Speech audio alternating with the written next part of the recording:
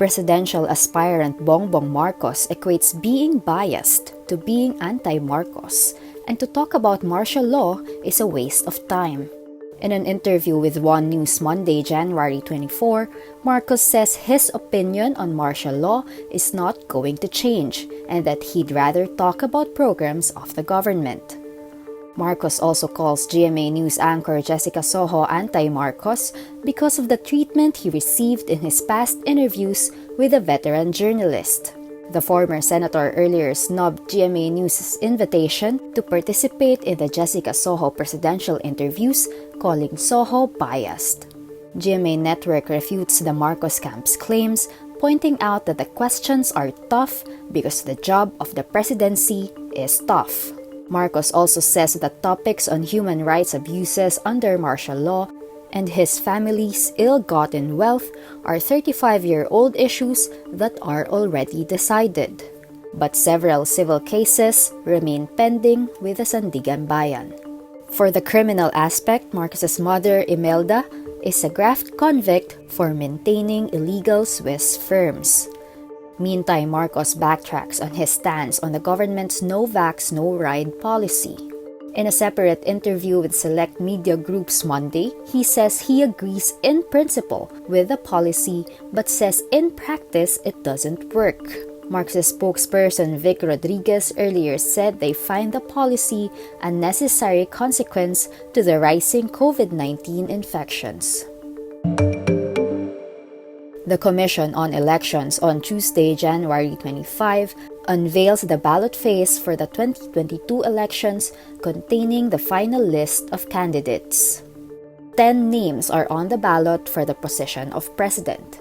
In alphabetical order, they are former presidential spokesman Ernesto Abella, Labor leader Leody de Guzman, Manila Mayor Isko Moreno Domagoso, former Defense Chief Norberto Gonzales, Senator Ping Lacson, Faisal Magundato, former Senator Bongbong Marcos, Jose Montemayor Jr., Senator Manny Pacquiao, and Vice President Leni Robredo.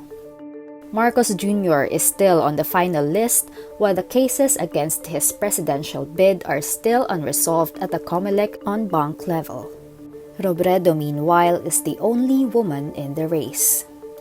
9 people, meanwhile, are in the running for the vice presidency.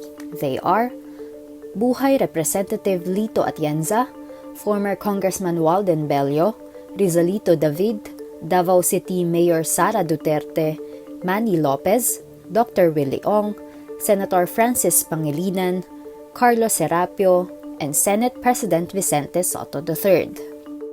Sara, like Robredo, is the only woman in the race. For the position of senator, 64 aspirants will vie for the 12 slots in the upper chamber. The campaign period begins on February 8 for national posts and March 25 for local positions. Need more context, clarity, and perspective? Get the full picture with Rappler Plus.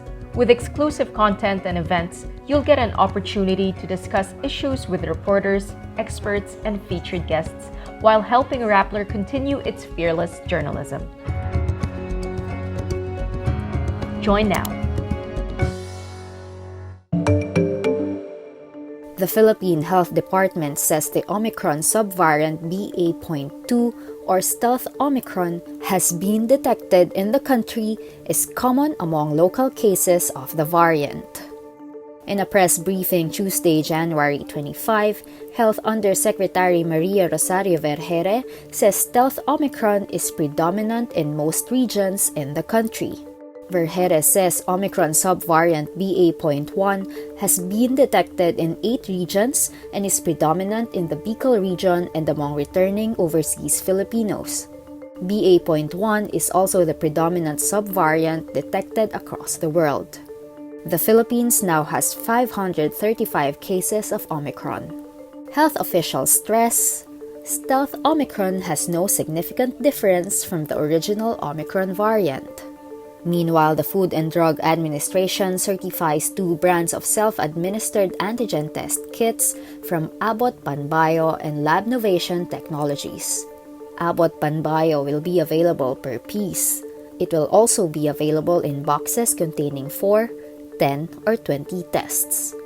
Lamnovation Technologies, meanwhile, will retail at 2, 5, and 20 tests per box. Gutierrez reminds the public to only buy test kits in FDA-licensed pharmacies.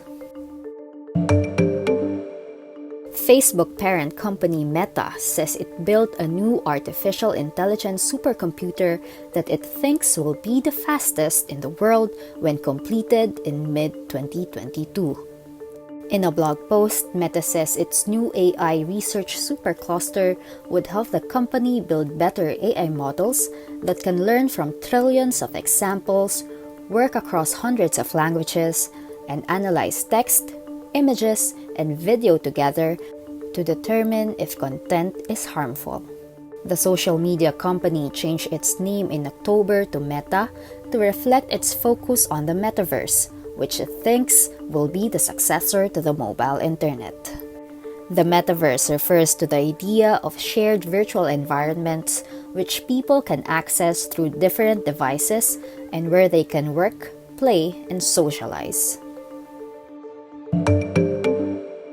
Pop singer-songwriter Taylor Swift fires back at Blur frontman Damon Albarn for saying in a Los Angeles Times interview that she doesn't write her own music. In a tweet, Swift slams Albarn, saying, "I was such a big fan of yours until I saw this. I write all of my own songs. Your hot take is completely false and so damaging."